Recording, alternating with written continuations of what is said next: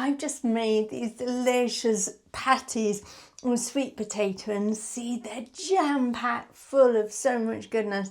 I think you're going to love them. I'm going to show you how to do them now. They make an excellent lunchbox snack. You can serve them hot, you can serve them cold, you can serve them with something like quinoa, a salad medley, it's my favourite, or potato wedges or potatoes, gravy, tomato sauce, anything. They're so versatile, you can freeze them too. So let's go take a quick look and see how easy they are to make. They're also gluten-free and vegan. If you like what you see, please do me a favour, subscribe to my channel, give us a thumbs up and let me know how you get on in the comments. That really helps and helps me to know that you want me to share more too. Alright, let's go. Alright, so I've got 1.2 kilos of sweet potatoes here. I'm going to peel these. If you really don't want to peel your sweet potatoes, you can do it without peeling them because it can be a bit of a pain. Just cut off any gnarly bits or stringy bits and use them as they are. So peeling your sweet potatoes is going to be a lot easier if you have a really good vegetable peeler. This is an OXO vegetable peeler. I highly recommend it. It's very easy to hold in your hand and you see how easy it glides over the sweet potatoes there. It's a very safe bit of kit. If you peel them, you are going to lose a little bit of weight, so there's just over a kilo there now. Right, I'm going to chop these into cubes and boil them so that I can mash them into these delicious patties. So it doesn't really matter how large or small you chop them. Just chop them into nice little cubes and then pop them in a pan. Fill it with water just so you cover the sweet potatoes. And then pop a lid on and then you want to bring it to the boil and then let it cook for probably about 10 minutes until you can easily pierce it with a fork. I'm going to get a nice big handful of fresh parsley. This is about 20 grams and chop it as finely as you can. And just watch your fingers and tuck your fingers back like this. The other way is put both hands on top, so one hand here, one hand here, and just go over and over and over.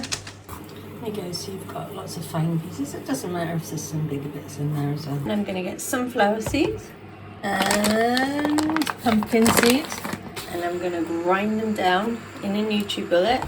It's kind of like a rough sort of flour consistency. Basically you want to drain them so all the water is off, and you know when you can easily pierce them with a fork, so you want to be able to mash them. You can mash them with a fork. I'm going to use a potato masher, so I just want to mash these. It just won't take long at all until it's nice and mashy, and it's alright if there's a odd little chunk in there too. So you've got your seed ground up nice. I'm going to put 2 teaspoons of Celtic sea salt in there. I'm going to cheat and I'm going to put 2 teaspoons of garam masala. You can do anything. You can use fresh ginger or chili or turmeric or ground coriander.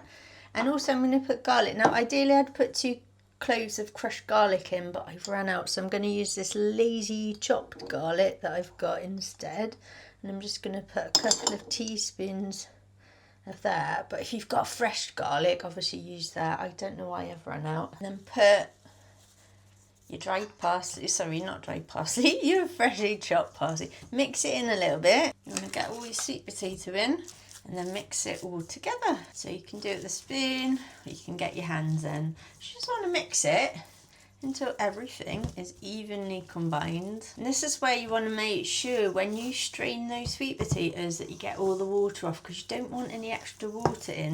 It's going to be moist enough. See how that sweet potato acts as a binder?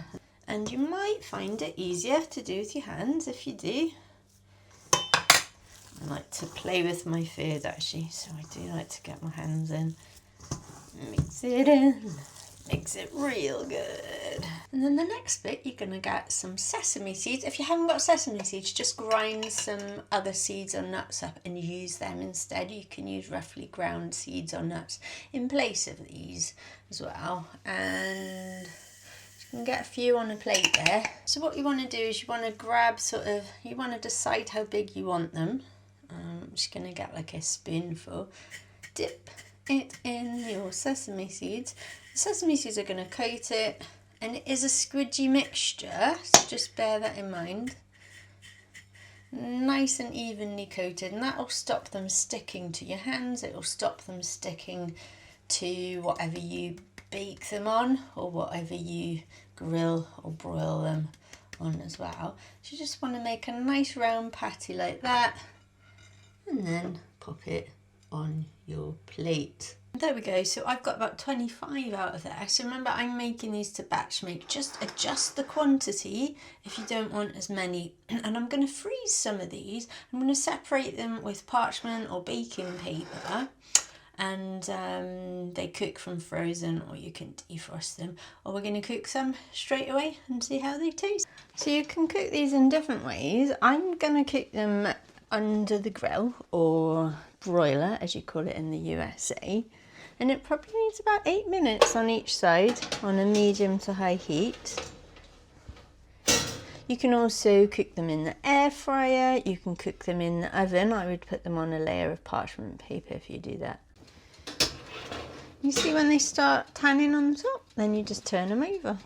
And they should stick together really nicely, but just be careful. And then grill them on the other side. That's about 8 minutes on the high shelf. They're incredibly delicious and yummy.